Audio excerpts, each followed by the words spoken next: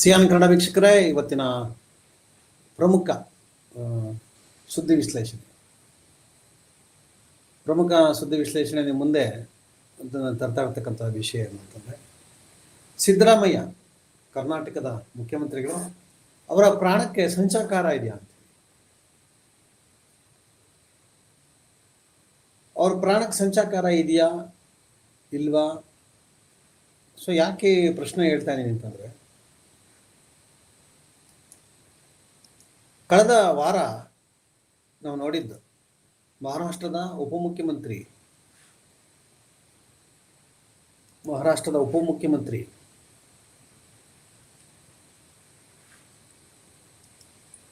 ಅಜಿತ್ ಪವಾರ್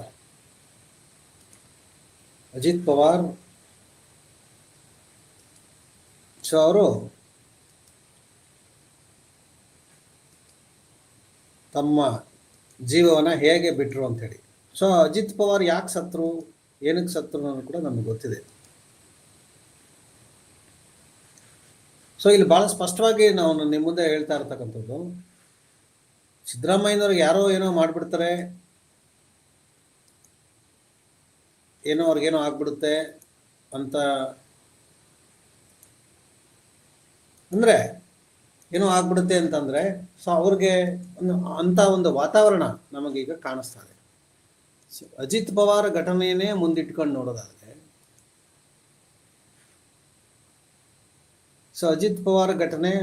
ನೋಡಿದ್ರೆ ನಮಗೆ ಸಿಗ್ತಕ್ಕಂಥ ಉತ್ತರ ಏನಾಗ್ಬಿಡುತ್ತೆ ಅನ್ನೋದು ಕೂಡ ಹೇಳ್ತಾರೆ.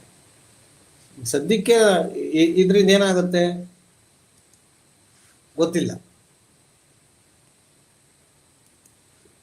ಮುಖ್ಯಮಂತ್ರಿಗಳು ಇವತ್ತು ರಾಯಚೂರು ಜಿಲ್ಲೆಯ ಲಿಂಗಸಗೂರು ಪಟ್ಟಣದ ಹೊರವಲಯದಲ್ಲಿ ಮುಖ್ಯಮಂತ್ರಿ ಸಿದ್ದರಾಮಯ್ಯ ಹೆಲಿಕಾಪ್ಟರ್ ಇಳಿತು. ಮುಖ್ಯಮಂತ್ರಿ ಸಿದ್ದರಾಮಯ್ಯ ಅವರಿಂದ ಹೆಲಿಕಾಪ್ಟರ್ ನಿಗದಿತ ಹೆಲಿಪ್ಯಾಡ್ ಬದಲಾಗಿ ಮತ್ತೊಂದು ಹೆಲಿಪ್ಯಾಡ್ನಲ್ಲಿ ಭಾನುವಾರ ಇಳಿತು. ಇದು ಗೊಂದಲಕ್ಕೆ ಕಾರಣ ಆಯಿತು. ವಿಧಾನ ಪರಿಷತ್ ಸದಸ್ಯ ಶರಣಗೌಡ ಪಾಟೀಲ್ ಬಯ್ಯಾಪುರ ಅವರ ಪುತ್ರನ ಮದುವೆಗಾಗಿ ಮುಖ್ಯಮಂತ್ರಿ ಬರ್ತಾ ಇದ್ರು.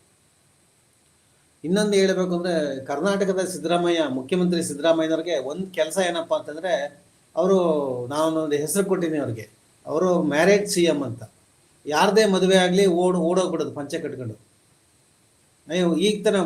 ಈಗ ನಮಗೇನೆ ಒಂದು ಊಟ ತಿಂದರೆ, ಒಂದು ಬೆಲ್ಲ ತಿಂದರೆ ಎದೆ ಉರಿತದೆ, ಒಂದು ಊಟ ತಿಂದರೆ ಹೊಟ್ಟೆನೋ ಬರ್ತದೆ.